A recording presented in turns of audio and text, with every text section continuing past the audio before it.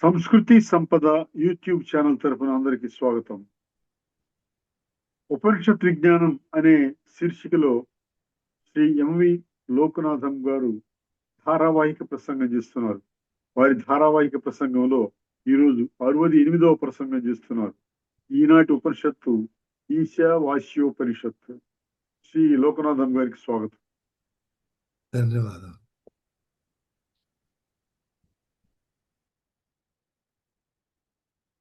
హరి ఓం తత్సత్.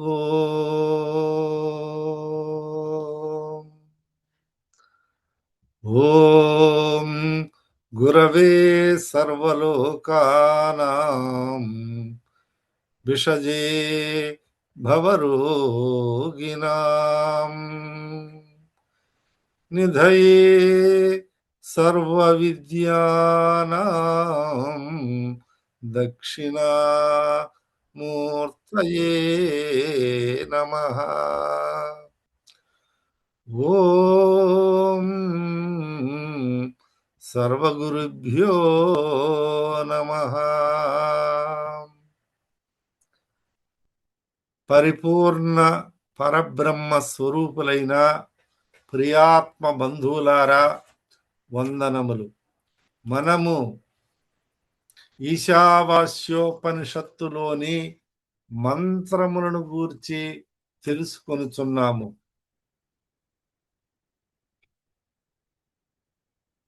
కర్మ ఉపాసనల సముచ్చయమును గురించి ముందు తెలుసుకున్నాము. అదే రీతిలో సంభూతి అసంభూతి అనే విషయములను గురించి మనము తెలుసుకొనుచున్నాము. కాబట్టి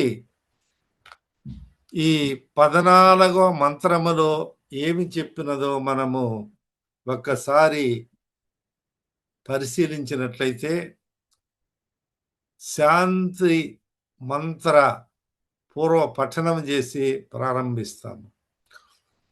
ఓం పూర్ణమదః పూర్ణమిదం పూర్ణాత్ పూర్ణముదచ్యతే పూర్ణస్య పూర్ణమాదాయ పూర్ణమేవావశిష్యతే. ప్రియాత్మ బంధువులారా, 14వ మంత్రములో సంభూతించ వినాశంచ యస్తద్వేదో ఉభయం సహా వినాశేన మృత్యుం తీర్త్వా సంభూత్యా అమృతమశ్నుతే సంభూత్యా అమృతమశ్నుతే. పదపరిచ్ఛేదము చేసినచో సంభూతించ వినాశం చ యః తత్ వేద సహ వినాశేన మృత్యుం తీర్త్వా సంభూత్యా అమృతమశ్నుతే అని మనము పరిచ్ఛేదము చేసుకున్నట్లయితే కొంత సులువుగా మనకు అర్థమవుతుంది. యహ ఎవడు సంభూతించ సంభూతిని వినాశంచ వినాశమును తదు ఉభయం సహా ఆ రెండింటినీ కూడా, అంటే సంభూతిని వినాశమును రెండింటిని కూడా వేద ఎరుగునో ఎవరైతే తెలుసుకుంటారో అతడు వినాశేన వినాశ ఉపాసన చే మృత్యువును మరణమును అతిక్రమించి తీర్థ అంటే అతిక్రమించి అసంభూత్యోపాసన చే అమృత భావమును అశ్నుతే పొందును అని దీని తాత్పర్యం. అంటే మనము ముందుగా తెలుసుకుని ఉన్నాము, సంభూతి అసంభూతి అనే 2 విధాలైనటువంటి ఉపాసన ధర్మాలను తెలియజేసినది. అంటే తాత్పర్యము ఏమనంటే, అవ్యాకృతమును కార్యబ్రహ్మమును ఆ రెండింటిని సముచ్చయముగా తెలుసుకున్నటువంటి వాళ్ళు, అంటే ఆ రెండింటికి సముచ్చయము కుదురుతుంది. కార్యబ్రహ్మోపాసన చేత మృత్యువును అధిగమించునని శృతి మనకు తెలియజేయుచున్నది. అవ్యాకృత ఉపాసన చేత ప్రకృతి లక్షణమైన అమృతతత్వాన్ని పొందును, కలుగును అనే భావాన్ని వ్యక్తపరుచున్నారు. అంటే ఇప్పుడు మనము కొంత వివరణ లేకపోతే సంభూతి అసంభూతి సముచ్చయము ఈ రెండిటికి యుక్తమే, సరిపోయినది అని చెప్పబడింది. మరి సంభూతి అంటే ఏమిటి? మనము సంభవామి యుగే యుగే అని, అంటే సంభవము, సంభూతి, వ్యక్తము. హిరణ్య గర్భోపాసన, హిరణ్య గర్భుడు వ్యక్తమైనటువంటిది, అసంభూతేమో అవ్యక్తమైనటువంటిది. ఇక్కడ వ్యక్తము వ్యాప్తము, అక్కడేమో అసంభూతులైతే అది అవ్యక్తము అవ్యాకృతము అని ఈ రెండింటిని కూడా ఉపాసన చేయడం అనేది సముచ్చయంగా తెలియజేయబడినది. వినాశము అనే శబ్దం ద్వారా వినాశమును ధర్మము ఏ కార్యమునకు కలదో ఆ ధర్మితో అభేద రూపమున వినాశమని చెప్పబడును. అంటే అవినాశ ఉపాసన చేత, అనగా కార్యబ్రహ్మ అయిన హిరణ్య గర్భోపాసకుని చేత హిరణ్య గర్భ ఉపాసన చేయడం వలన అందుచేత అధర్మ, అనైశ్వర్య, కామ, క్రోధ, లోభ, మద, మాత్సర్యాది దోషజాతమైనటువంటి మృత్యువును దాటుతాడు. దాటి అంటే ఏమని, ఎటువంటి మృత్యు శబ్దానికి తెలియజేస్తున్నారంటే అధర్మము, ధర్మము కానిది, అనైశ్వర్యము, ఐశ్వర్య రహితమైనటువంటిది, కామ, క్రోధ, లోభ, మద, మాత్సర్యాలు, అరిషడ్వర్గాలు అంటారే, ఇటువంటి దోషజాతమైనటువంటి మృత్యువును దాటి, అంటే అటువంటి స్థితిని దాటి అనిమాది సిద్ధి ఐశ్వర్య ప్రాప్తి ఫలము వలన, మనం నిన్న తెలుసుకున్నాము, అనిమయ, లఘుమయ, ప్రాకామ్య, వశిత్వము, ఈశత్వము, ఇటువంటి అనిమాది అష్టసిద్ధులు, 8 రకాలైనటువంటి సిద్ధి, ఇటువంటి ఐశ్వర్య ప్రాప్తి ఫలమగుట వలన అనైశ్వర్యాది మృత్యువును అధిగమిస్తాడు. ఏమిటి ఇక్కడ మనం తెలుసుకున్నది ఏమిటంటే, ఈ అనైశ్వర్యము అంటే కామ, క్రోధ, లోభ, మద, మాత్సర్యాలు, దుర్గుణమైనటువంటి దుర్గుణ జాతమైనటువంటి విషయాదులంతా కూడా అధిగమించి అసంభూతి ఉపాసన చేత ప్రకృతి లయమైన రూపమైన అమృతమును పొందును అనే భావం అన్నమాట. ఎప్పుడైతే ఈ ప్రకృతి లయమైనటువంటి, ఎప్పుడైతే ప్రకృతి లయమవుతుందో అటువంటి అమృతమును పొందును. మరి మనం ఇంకా దీని గురించి చక్కగా వివరణ తెలుసుకోవాలంటే, వినాశము అనే శబ్దానికి హిరణ్య గర్భుడు అని, కార్యబ్రహ్మ అని, సంభూతి అని అర్థము. అంటే ఈ సృష్టి కార్యక్రమాన్ని మొట్టమొదట ప్రారంభించింది ఎవరంటే హిరణ్యగర్భుడు. అందువల్ల ఆయన కార్యబ్రహ్మ. ఆ హిరణ్యగర్భుని ద్వారా ఈ సృష్టి అంతా కూడా ప్రారంభమైనది అని మనము తెలుసుకొని ఉన్నాం. అంటే ఈ ఏ ఏ పరబ్రహ్మ అయితే సంకల్పమైనటువంటి ఈ హిరణ్యగర్భుని సృష్టించి ఆ హిరణ్యగర్భుని ద్వారా అటువంటి కార్యబ్రహ్మ ద్వారా ఈ సంభూతి హిరణ్యగర్భుని ద్వారా ఈ సృష్టినంతా చేశారు. కానీ హిరణ్యగర్భునికి కూడా వినాశం అనేది ఉన్నది. మనము యుగాలు, యుగ పర్వంతాలు, మన్వంతరాలు వాటిని గురించి మనము తెలుసుకొని ఉన్నాము.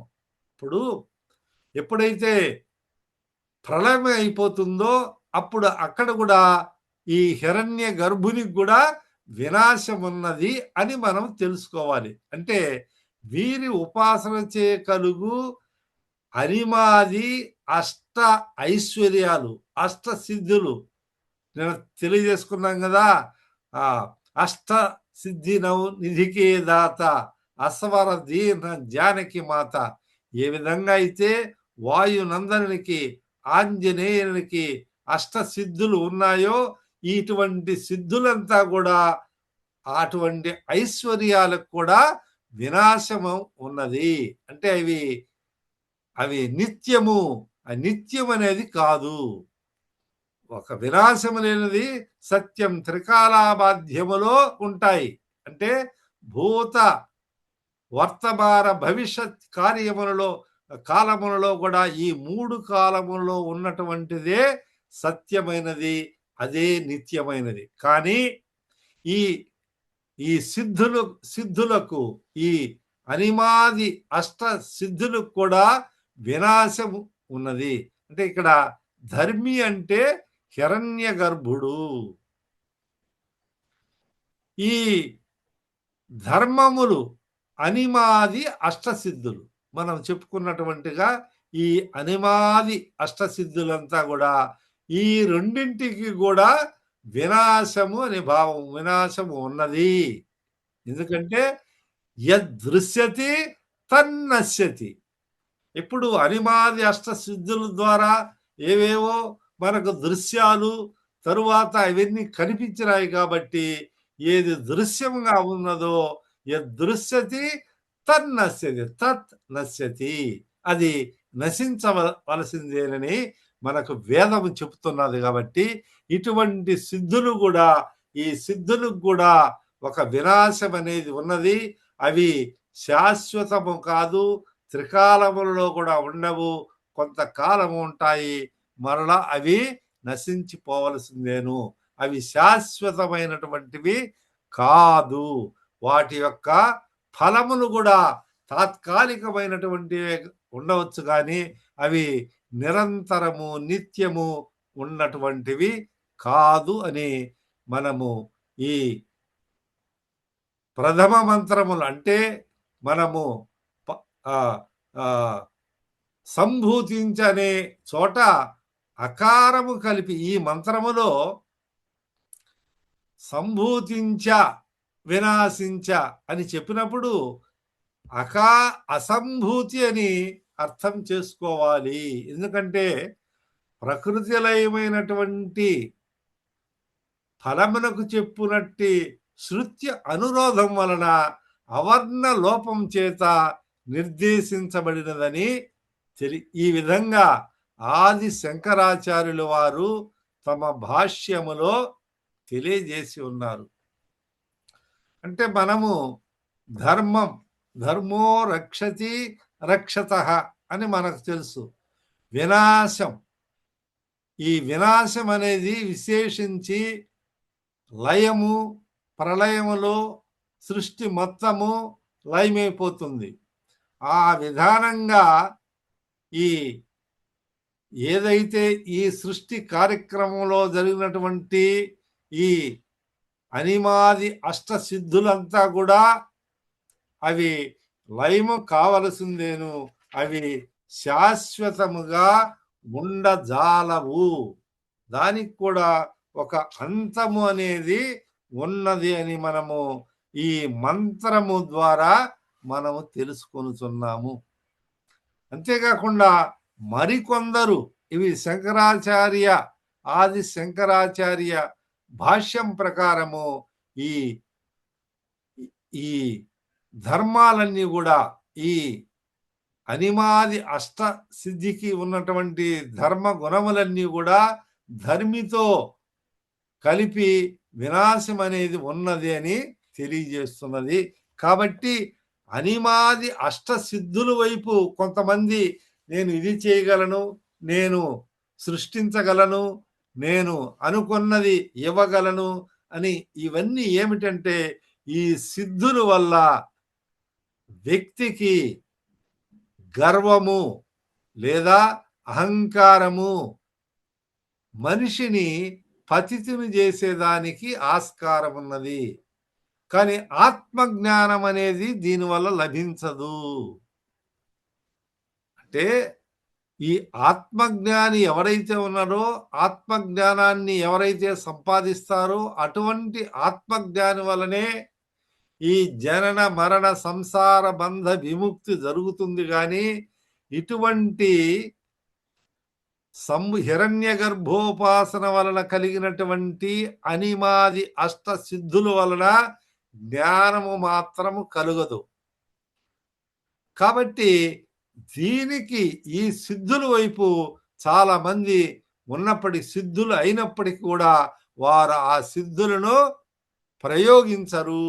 ఎందుకంటే వారికి తెలుసు బ్రహ్మ సత్యం అనేది, ఈ సత్యస్వరూపమైనటువంటి బ్రహ్మ, అయమాత్మ బ్రహ్మ, ఈ బ్రహ్మ నిత్య శుద్ధ బుద్ధముక్త స్వరూపమైనదే. కానీ ఇటువంటి సిద్ధులంతా కూడా తాత్కాలికమైనటువంటివే. కానీ దీని వలన ఆత్మ జ్ఞానం అనేది సిద్ధించదు. కాబట్టి శృతి తెలియజేస్తున్నది ప్రతి ఒక్కరికి కూడా ఆత్మ జ్ఞానం మీదనే ఉండాలి, ఆత్మ జ్ఞానాన్ని సంపాదించుకోవాలి. కానీ ఆత్మ జ్ఞాన ప్రయాణములో సాధకుడు తన ప్రయాణములో తన సాధనలో కొన్ని సిద్ధులు కలుగుతాయి.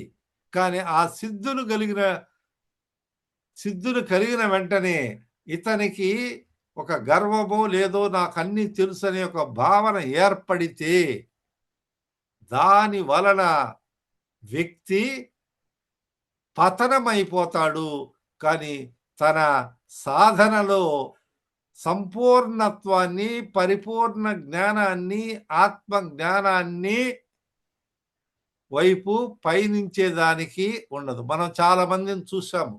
కొంతమంది ఈ సిద్ధులు కలిగి మేము అవి చేస్తాము, ఇది చేస్తాము, మేము చెప్పినది వేదము అని కొంతమంది సిద్ధులు చేసి, కొంతమంది ఇటువంటి కార్యక్రమాలంతా చేసి మధ్యలో భ్రష్టు పట్టిపోయి దిగజారిపోయినటువంటి వాళ్ళు కూడా ఉన్నారు. కాబట్టి ఈ సిద్ధుల గురించి, ఈ అష్ట సిద్ధులైనటువంటి వాటి గురించి కూడా మనుజుడైనటువంటి వాడు, ఆత్మ జ్ఞానానికి పాటుపడే సాధకుడు జాగ్రత్తగా ఉండవలనని ఈ శృతి మనకు తెలియజేస్తున్నది. అంటే ఇంకా కొంతమంది చెప్తారు ఈ మంత్రాలు, కర్మలు మరియు ఉపాసన ఈ సమ్మేళనాన్ని, ఈ రెండిటి యొక్క సముచ్చయాన్ని బలపరిచినట్లు అదేవిధంగా ఈ సంభూతి అసంభూతి ఉపాసనను కూడా బలపరుస్తున్నాయి. అంటే అక్కడ కార్యము, కర్మలు అంటే మనకు జిజీవిషే శతమానం సమాని అని జీవించినంత కాలము కర్మలు చేయవలను అని 2వ మంత్రంలో ఏ విధంగా అయితే చెప్పినారో అదేవిధంగా ఉపాసన ఈ కర్మలు చేసి వీటికి రెండిటికి సముచ్చయముతో చేయాలి. నిష్కామ కర్మగా చేయాలి, నిషిద్ధ కర్మలను చేయకూడదు, శాస్త్ర విహిత కర్మలను చేయవలనని ఎలా తెలియజేసిందో అదేవిధంగా ఇక్కడ సంభూతి అసంభూతి ఈ రెండిటికి కూడా సముచ్చయము సమ్మేళనం అనేది కుదిరినది. ఎందువలనంటే ఈ సంభూతి అనేది రూపుదిద్దుకున్నటువంటి స్థితి. భగవంతుడు సాక్షాత్కార రూపములో ప్రసన్నుడయ్యేదానికి అవకాశం ఉన్నది. కనుక ఈ ఈ సంభూతి అసంభూతిని మరికొందరు ఏమని చెప్తారంటే సాకారోపాసన, నిర్గుణోపాసన. అంటే ఈ సాకారములో ఒక రూపము, ఇప్పుడు రాముడో, శివుడో, దేవియో, గణపతో ఇట్లా ఆ భగవదాకారములో సాకార స్థితిలో ప్రార్థిస్తారు అని. మరి అసంభూతిలో నిర్గుణోపాసన అంటే గుణరహితమైనటువంటి విధానములో ఆకారము లేదు, అంటే నామరూప క్రియారహితము. ఈ కనిపించే సర్వ సృష్టి అంతా కూడా ఆ నిర్గుణ బ్రహ్మ అధిష్టానమైనటువంటి బ్రహ్మ యొక్క ఉపాదాన నిమిత్త కారణం వల్లనే వచ్చినది. ఎట్లయితే ఘటముకు ఉపాదాన కారణమైనటువంటి మృత్తిక అంటే మట్టే కారణమై ఉందో ఆ విధానంగా ఈ జగత్తుకంతా కూడా బ్రహ్మే కారణము. కాబట్టి రెండవది నిరాకారోపాసన, నిర్గుణోపాసన అంటే ఆకారము లేకుండానే ధ్యానించవలను. నిర్గుణోపాసన అంటే శ్రోత్రియ బ్రహ్మనిష్ఠులైనటువంటి గురువుల ద్వారా ఉపాసన ఏ విధంగా చేయాలని తెలుసుకుంటాడు. అక్కడ నామ రూపాలు ఉండవు. మనం ఒక శివారాధనో విష్ణువారాధనో ఇవి చేసినప్పుడు మనం ఒక రూపాన్ని, ఒక ప్రతిమను, ఒక ప్రతీకను ఉంచుకొని హృదయములో ఉంచుకొని లేదా భ్రూమధ్యములో ఉంచుకొని నాసాగ్రం మనము ఆ యొక్క మంత్ర జపం అనేది చేస్తుంటాము, ధ్యానం చేస్తుంటాము. తదేకమైనటువంటి ధ్యానము చేయగా నిర్వికల్ప సమాధిలోకి చెందుతారు. నిర్వికల్ప సమాధి స్థితిని పొందుతాడు. అదే విధంగా అంటే ఈ సమాధి స్థితి అంటే నేను చేయుచున్నాను, నేను ధ్యానం చేయుచున్నాను, నేను ధ్యానిస్తున్నాననే యొక్క స్పృహ కూడా ఉండదు. ధ్యానము, ధ్యాత, ధ్యేయము ఈ మూడిటిని త్రిపుటి అని అంటారు. మనం ఇది వరకు వీటిని గురించి తెలుసుకున్నప్పటికీ కూడా ఈ విధానములో ఎవరైతే ఈ త్రిపుటి రహితంగా అంటే ధ్యానం చేసే ఏ మనుజుడైతే ఉన్నాడో నేను చేస్తున్నాననే భావనను విస్మరించుకుంటాడు. అంటే నేను చేస్తున్నాననేది కూడా మరిచిపోతాడు. అంటే ధ్యానములో లీనమై నిమగ్నమైపోతాడు. బాగా ఆలోచించండి. అంటే ధ్యానం చేసేటప్పుడేమో మొట్టమొదట ఆ మంత్రములు ఆ గురువు ఇచ్చినటువంటి పద్ధతుల్లో హృదయ పీఠములో హృదయస్థం చేసి ధ్యానం చేసేది కొంతమంది, భ్రూమధ్యములో చేసేది మరికొంతమంది, ఇట్లా రకరకాలుగా ఉన్నప్పటికీ కూడా అక్కడ ఆ ధ్యాన అవస్థలో ధ్యాత, ధ్యేయము ఎవరిని గురించి ధ్యానము చేయుచున్నాడో, ఎవరైతే చేయుచున్నారో ఈ మూడు కూడా చేయంగా ఆ వికల్పము లేనటువంటి అంటే చంచలము ఎన్ని లేకున్నటువంటి నిర్వికల్ప అంటే వికల్పము లేనటువంటి సమాధి స్థితిని పొందుతాడు. అంటే ఆ సమాధి స్థితిలో ఈ మూడు ధ్యానము, ధ్యేయము, ధ్యాత ఈ మూడు కూడా ఈ త్రిపుటి కూడా ఒకటిగా అవుతుంది. ఆ విధానంగా ధ్యానం చేసినప్పుడు సత్ఫలితములు ఉంటాయని మనము ఈ ఉపనిషత్ మంత్రముల ద్వారా మనం తెలుసుకుంటున్నాము. అంటే ఈ నిర్గుణోపాసన అయితే ఉన్నతోన్నత స్థితిలో నెలకొన్నటువంటి వారికి మాత్రమే ఇది సాధ్యమవుతుంది.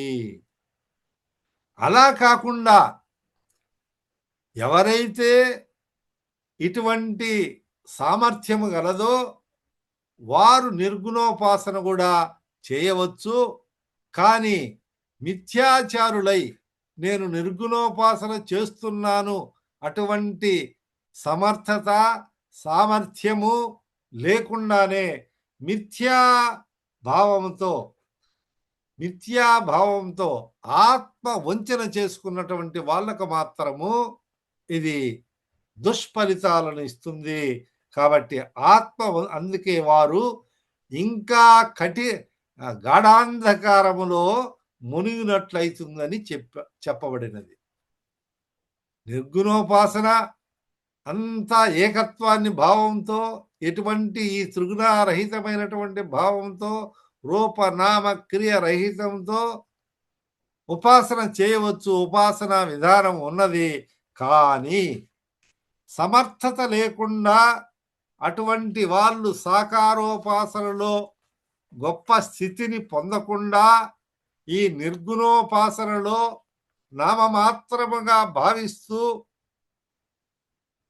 నేను చేస్తున్నాననే ఒక మిథ్యాభిమానం వల్ల, కపట ధోరణి వల్ల ఇటువంటి వాళ్ళు అలా చేసేదాని వల్ల వాళ్ళు ఇంకా ఎక్కువ గాఢాంధకారంలో మునుగుతారని. అట్లనే సాకార ఉపాసనలో కూడా నా దేవుడు గొప్ప, శివుడు గొప్ప, విష్ణువు గొప్ప అని కొంతమంది భేదాభిప్రాయంతో చేసేటువంటి ఉదంతాలు మనం చూస్తున్నాము. నేటి పరిస్థితుల్లో కూడా మనము గమనిస్తున్నాం. అంటే అటువంటి భేదాలు, తరతమ భేదాలు లేవు. ఎందుకని? ఏకం సత్ ఉన్నది ఒకటే సత్య వస్తువు. ఏకం సత్ విప్ర బహుధా వదంతి. అంటే ఈ విప్రులు, విద్వత్తులు, విద్వాంసులు ఉన్న సత్యమనే రకరకాలుగా వ్యక్తమై ఉన్నది. అంటే ఒకరికి ఒక రూపం మీద ఇష్టం ఉండవచ్చు, కానీ ఇంకొకరికి ఇంకొక రూపంలో ఉండవచ్చు. కానీ వీటికంతటికి కూడా కారణభూతమైనటువంటి ఏ పరబ్రహ్మ స్వరూపం ఒకటైందో ఆ కారణాన్ని తెలుసుకోకుండా ఈ విభేదాలు సృష్టించుకున్నటువంటి వాళ్ళు మృత్యువును అతిక్రమించలేరు. ఆభరణాలు మనము ఈ క్రితంలో తెలుసుకొని ఉన్నాము. ఆభరణాల నగల షాపుకు వెళ్ళినప్పుడు అక్కడ అన్ని ఆభరణాలు, కుండలాలు, వలయాకారంలో ఉన్నటువంటి గాజులు, తదుపరి అన్ని రకాలైనటువంటి వివిధ రకాలైనటువంటి నామ రూపములతో ఉన్నటువంటి నగలన్నీ కూడా ఏమిటి? అది బంగారమే, వేరొకటి కాదు. అట్టే ఘటము, కుండ, మూకుడు, ఇంకొకటి అన్ని రకరకాలైనటువంటి వస్తువులంతా మృత్తికతో చేయబడినవే. ఆ విధానంగా ఇందులో భేదం అనేది లేదు. కాబట్టి ఈ విషయాన్ని ఎవరైతే గ్రహిస్తారో వారే ఈ మృత్యు నుంచి, ఇటువంటి భిన్నాభిప్రాయం నుంచి అతిక్రమించగలరు.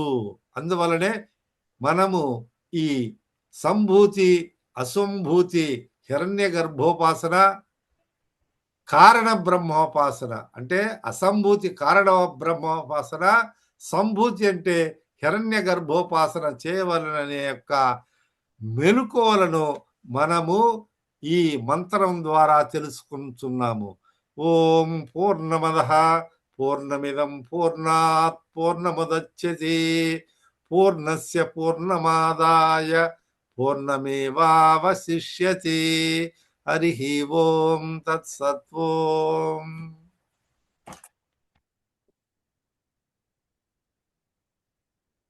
ఉపనిషద్ విజ్ఞానము అనే శీర్షిక ద్వారా ధారావాహిక ప్రసంగం చేసిన శ్రీ లోకనాథం గారికి ధన్యవాదాలు. కృతజ్ఞతాభివందనం. స్వస్తి.